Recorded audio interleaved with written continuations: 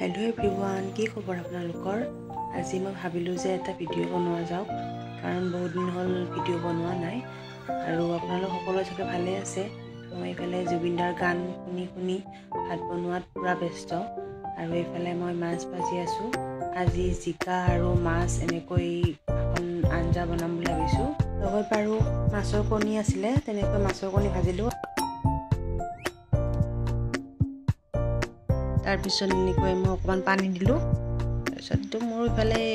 আঞ্জা পাই ৰেডি হৈ গৈছে আৰু ইফালে মই মোৰ ভাতৰ কাঁহীখন সজালো আৰু মই এতিয়া ভাত খাব লৈছো